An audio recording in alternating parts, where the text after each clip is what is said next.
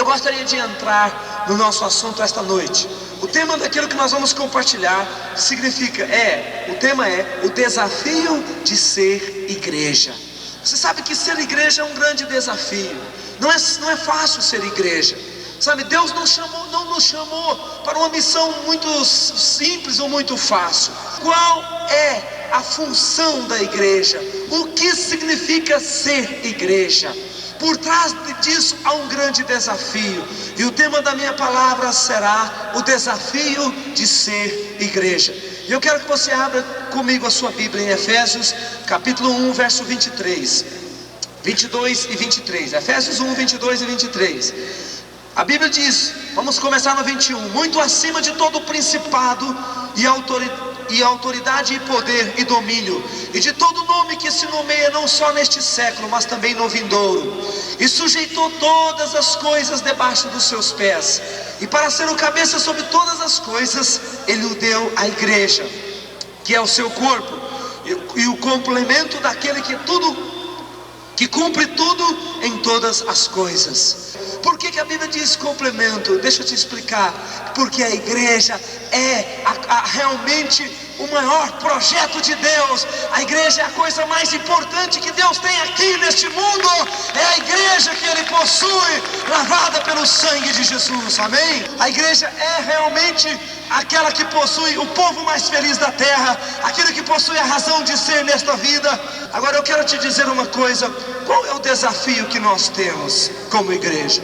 Deus nos deu tantas coisas. Qual o desafio que nós temos? Nós temos vários desafios em ser igreja, várias responsabilidades.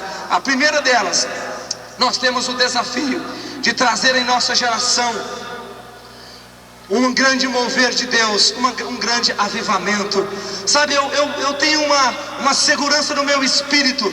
Na minha Bíblia, em cada página que eu leio, em cada livro que eu vou, eu encontro Deus dizendo: cada geração tem sobre si o direito de receber uma visitação profética de Deus. Cada geração possui um avivamento profetizado, prometido. Eu tinha um grande dilema dentro da minha vida. Eu pensava: Senhor, será que Tu vais visitar a nossa geração?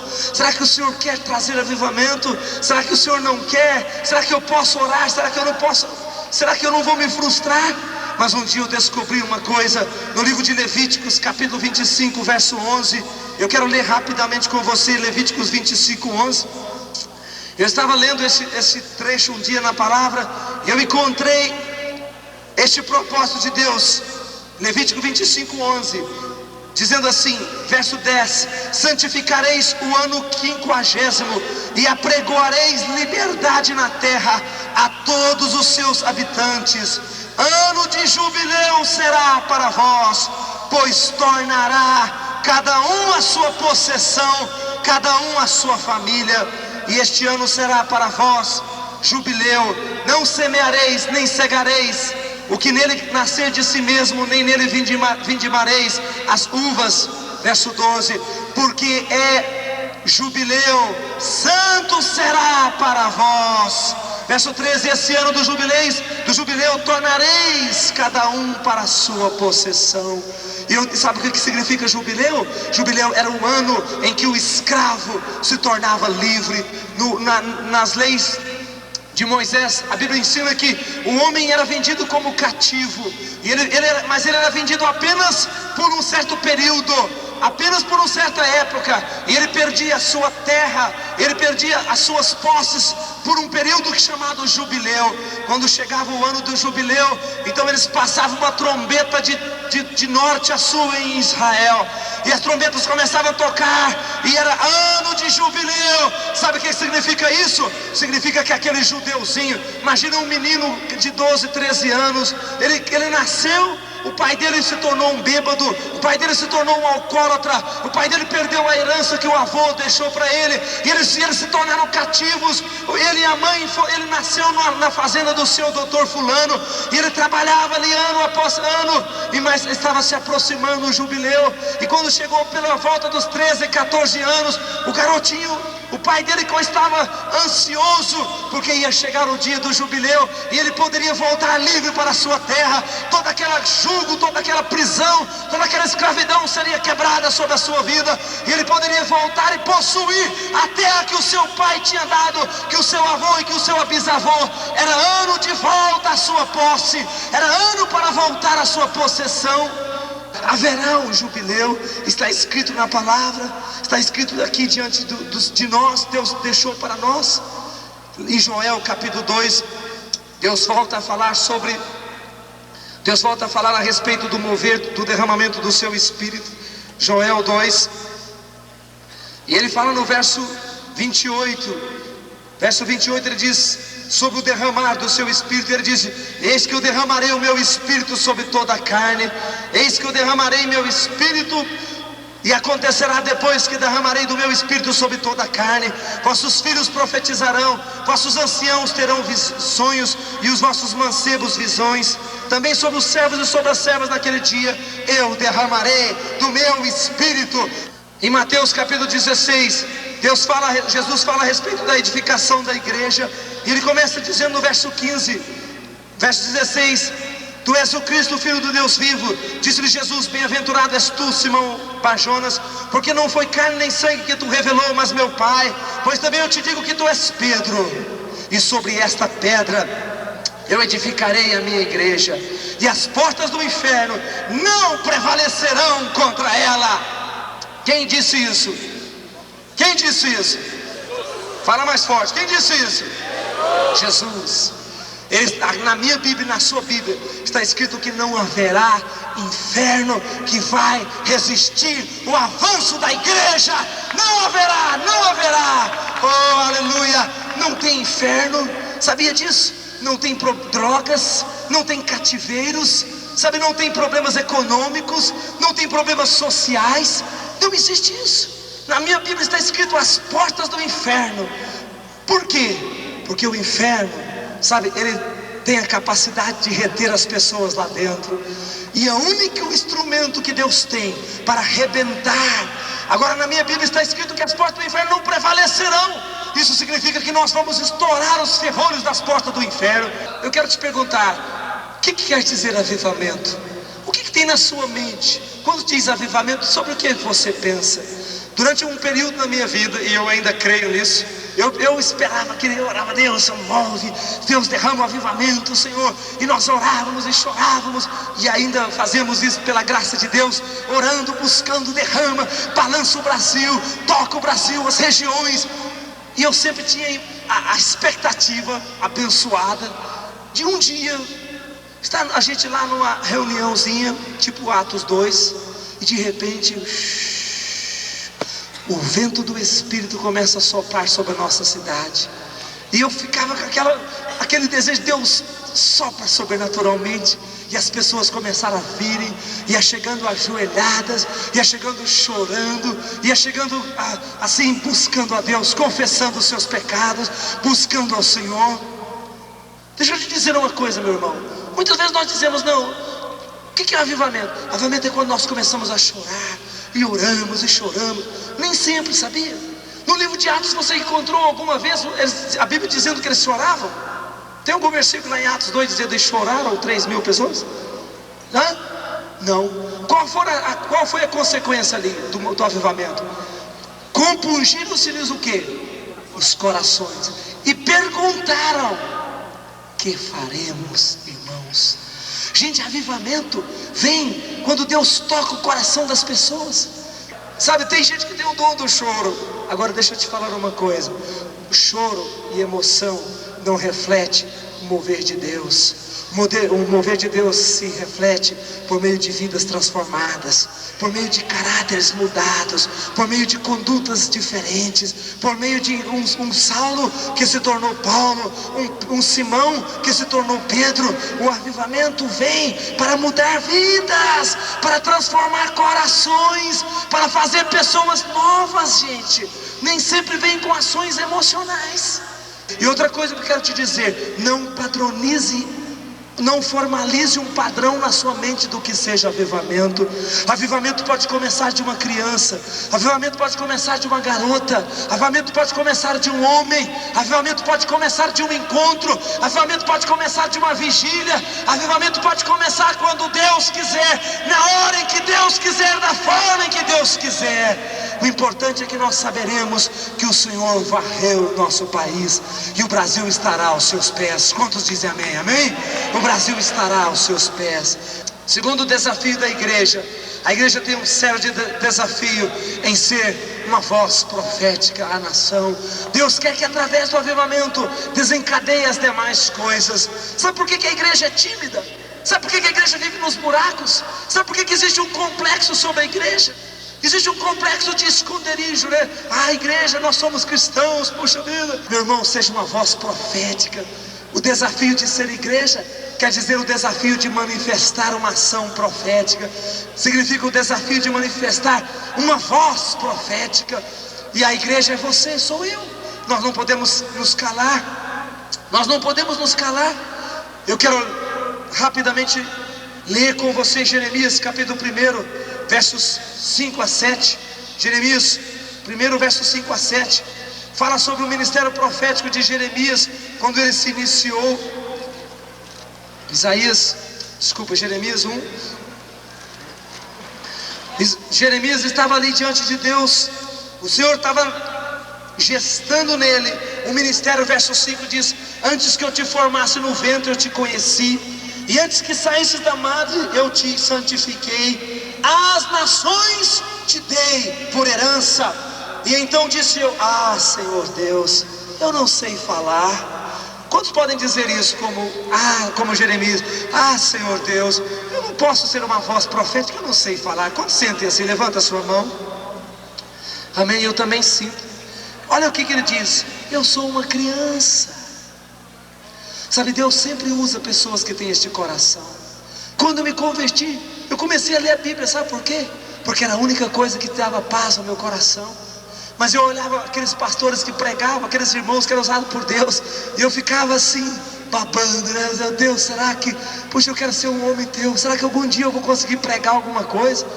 Quando eu começava a cantar, meu Deus, algumas vezes eu acabei com os cultos, eu abria a boca, os instrumentos musicais, me lembro até hoje um dia em que um senhor que tocava um órgão lá, quando eu abri a boca ele parou de tocar o órgão, ficou olhando para mim. ficou olhando, cruzou os braços e ficou olhando para mim. Eu não sabia o que ele queria dizer. O colega deu uma cutucãozinha em mim e falou: desconfia, fecha essa boca, você não sabe nem a letra, nem a música, e é desafinado. Era uma reunião de oração de umas 8 ou 10 pessoas. Eu abri, bem a garganta bem grande, comecei a cantar desafinado e não sabia ler, não sabia nada. Eu desconfiei, fiquei meio assim, humilhado. Um dia eu vou ter esse dom, Senhor, em nome de Jesus, pode deixar. Quero te dizer uma coisa: Deus começou a agir na minha vida, sabe para quê? Para fazer de mim uma voz, fazer de você uma voz profética. Deus falou para Jeremias: não digas eu sou uma criança, porque a quem eu te enviar tu irás, e a palavra que eu pôr na tua boca tu falarás. Não importa quão pequeno tu és, eu sou o Senhor que te capacito. Eu sou o Senhor que te capacito. Aleluia. Oh igreja, nós somos a voz profética de Deus. Desafio de ser igreja quer dizer o desafio de ter a coragem de ser a voz profética do Senhor, de não nos intimidarmos diante dessa geração. Significa ser o desafio de trazer o avivamento. Deus continua aqui no verso 7, Deus diz: a quem eu te enviar irás, tudo quanto eu te mandar tu falarás. E lá no livro de Ezequiel capítulo 2, quero terminar lendo a passagem de Ezequiel capítulo 2. Ezequiel 2, no verso 5, Deus fala para Ezequiel: filho do homem. Verso 4 diz: filho do homem, vai e entra na casa de Israel e diz-lhes as minhas palavras, pois tu não és enviado a um povo de estranha fala, nem de língua difícil, mas da casa de Israel. Nem a muitos povos de estranha fala, cujas palavras tu não possas entender. Verso 7, mas a casa de Israel não te quererá ouvir, pois eles não querem escutar a mim. Verso 9, não os temas, a parte B do verso 9, pois não os temas, pois, nem te assustes com os seus semblantes, pois são casas rebeldes. Verso 10, filho do homem, recebe no teu coração as minhas palavras que eu te dizer, e ouve-as com os teus ouvidos. Se a igreja calar, quem vai falar? Quem vai falar? Nós somos o instrumento profético. Por isso que eu te digo, escreva, fale, escreva no jornal, vai para a televisão, vai para o rádio, vamos fazer passeata, vamos chorar, amar, orar, vamos manifestar o propósito da verdade de Deus. Quantos dizem amém a isso? Aleluia. Deus quer trazer unção sobre você e sobre mim. Deus quer trazer unção sobre a igreja dele, para tirar os homens do pecado, não apenas pecado individual, como nós estamos acostumados. Quero te contar uma experiência para encerrar. Me lembro quando eu tinha 16 anos de idade, 16, não, um pouquinho mais, 18 anos, 19 anos. Eu entrei na universidade lá em Goiás. Eu morava longe numa vila, eu pegava 3 ônibus para ir, e Deus me mostrou uma coisa. Deus falou para mim, intercede durante todo esse trajeto. Eu pendurava naquele ônibus ali, muitas vezes derramava lágrimas até o chão. Um dos rapazes pelos quais o pastor Zoroastro converteu, aquele rapaz foi tocado. Eu me lembro nitidamente de um dia, ele está com a cabeça debaixo da minha, assim, vendo o que eu estava fazendo. Porque eu segurava naquele negócio, ficava gemendo, e o ônibus todo passando perto de mim. Eu não estava pouco aí para isso. E um dia Deus me chamou, e eu saí para ir para a aula cedo, e eu não fui para a aula, eu voltei para o meu quarto. Eu andei 3 pontos e não aguentei. Eu comecei a chorar, que eu pensei, esse povo vai me internar, eles vão me vestir uma camisa de força e vai me levar para o hospital agora. Antes que eles fizessem isso, eu desci do ônibus correndo. Desci do ônibus e voltei a pé para minha casa. Cheguei lá em casa, afastei as coisas, botei o joelho no chão e comecei a chorar. E sabe, Deus começou a falar, eu estou dando a última oportunidade para esta geração de pastores, de homens desta geração. Eu sabia o que Deus estava dizendo, e Deus estava falando, a partir de agora eu vou começar a mover na geração sua. Eu disse, Senhor, é impossível, quem somos nós? Que Deus começou a falar, eu vou lá fora, eu vou lá nos becos, eu vou nas ruas, eu vou trazer os pobres, eu vou trazer aqueles que são drogados. E eu me lembro nitidamente de Deus dizer, eu vou trazer apóstolos, eu vou fazer apóstolos, profetas, de homens que estão nos bailes, nas danças. Eu me lembro do Espírito Santo falar isso como se fosse nítido, irmãos. Eu sabia que Deus estava passando de uma geração, e o temor de Deus caía sobre mim, que eu fiquei 2 dias lá naquele quarto, amontoado no chão ali, sem poder sair.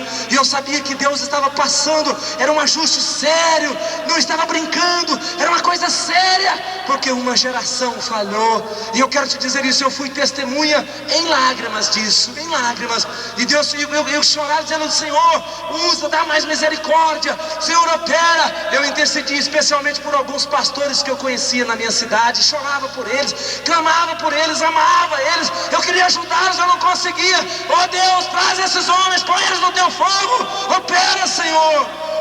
E eu quero te dizer uma coisa, sabe, passou aquilo, e Deus falou ao meu espírito, olha, chegou o tempo da geração de vocês, mas se a sua geração falhar, eu vou descer, eu vou começar a mover na geração de 12 anos, de 10 anos, eu vou começar a mover na geração das crianças. Se esta geração falhar, Deus não vai falhar no seu propósito. Nós não estamos brincando de sarar essa nação, nós não estamos brincando de levar um país em Deus. Isso é sério, meu irmão, isso é sério. Eu vi uma geração ser deixada para trás, e eu tenho falado, Deus, não permita que a nossa geração não te responda. Chegou a hora da resposta da nossa geração. Eu ouvi isso de Deus quando eu tinha 16, 17 anos. E eu falei, Senhor, a minha vida está no teu altar. Não sou nada, eu sou um trapo de gente, um lixo. Então, se tu queres, aqui está a minha vida. Eu não sei qual é a resposta do teu coração, meu irmão, mas eu quero te dizer que eu respondo por minha vida e por a nossa geração, dizendo: eu estou no teu altar. Eu não aceito a nossa geração falhar como as demais falharam, Senhor. Eu não quero que tu vás para as crianças, porque ele vai dizer: a ninguém achei. Passei os meus olhos e a ninguém encontrei. Nós somos a voz profética de Deus, meu irmão. Isso não é brincadeira. É gostoso, eu sei, é maravilhoso. A presença de Deus é maravilhosa, é linda, mas é algo muito mais sério. É um desafio profético. Ser igreja é um desafio. É um privilégio, mas é um desafio. Quantas vezes na minha fraqueza eu disse: oh, como eu gostaria de não estar debaixo deste fardo, deste peso, mas eu não posso fugir dele. É o desafio de Deus na minha vida. E esse desafio chega a você hoje. Esse desafio chega a você, a essa geração. Deus pergunta a essa geração: qual a resposta que você tem? Você está disposto a pagar o preço em prol de um avivamento? Ou nós vamos continuar brincando como outros fizeram, colhendo as bênçãos, dizendo: nós somos abençoados, nós temos isso, aquilo, oh, Deus tem feito tanto. E eu quero te dizer, meu irmão, Deus chega a nós. O Espírito Santo agora está tratando com essa geração jovem.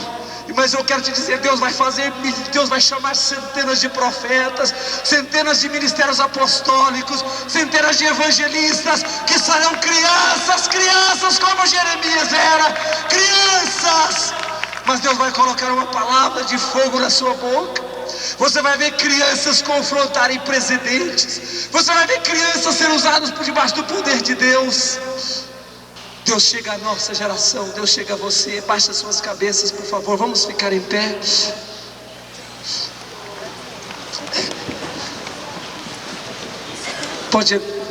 Podemos ficar em pé. Baixe a sua cabeça, feche os seus olhos. Qual resposta você tem para o Espírito Santo nesta noite? Qual resposta que nós iremos dizer a Ele como geração? Não como indivíduo apenas, mas como uma geração. Eu não vou ser conivente, meu querido, você me desculpa, com o pecado individual, nem com o pecado social, nem com o pecado de uma geração. Custe o que custar, pela graça de Deus, pela graça de Deus. Não baseado na nossa força, não. Pela graça de Deus, custe o que custar. Quantos concordam comigo? Nós não vamos ser coniventes. Custe o que custar, nós não vamos ser coniventes. Nós vamos ser sal, nós vamos ser luz. Nós vamos mostrar que é possível ser íntegro, que é possível ser um vencedor, que é possível. Minha vida não tem sentido, Senhor. Minha vida não tem sentido, Pai.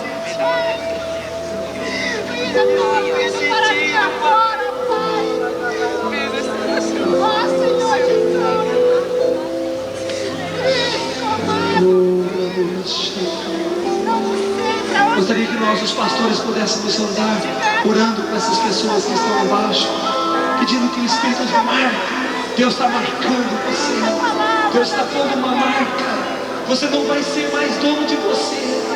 Você não vai falar as brincadeiras que você falar. Você não vai julgar os irmãos com a facilidade com que você julgar. Você vai ser proibido. Você é nazireu de Deus.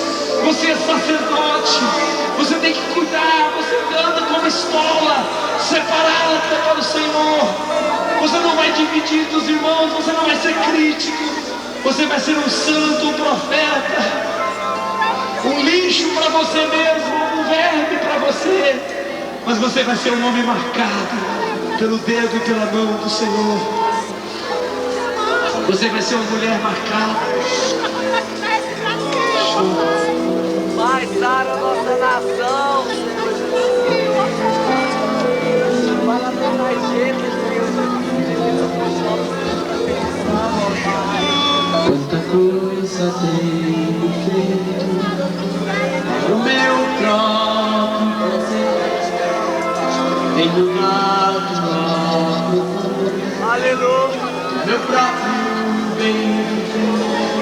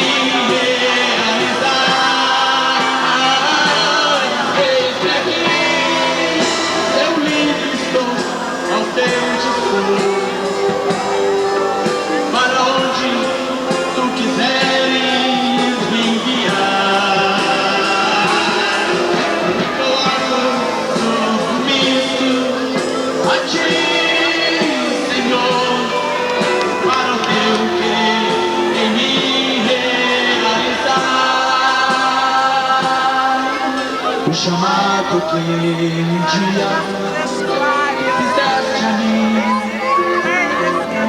e ao qual sem hesitar eu disse sim. Ressoou em meus ouvidos como na primeira vez, e a ti, Jesus, eu não menti.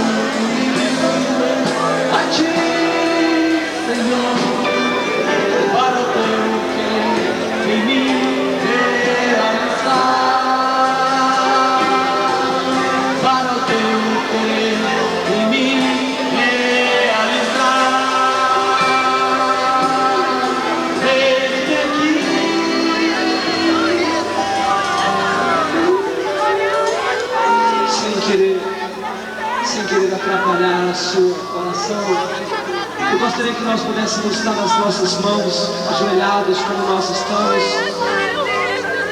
Ajoelhados como nós estamos, abraça o seu irmão. Vamos fazer uma aliança de uma geração diante do Senhor.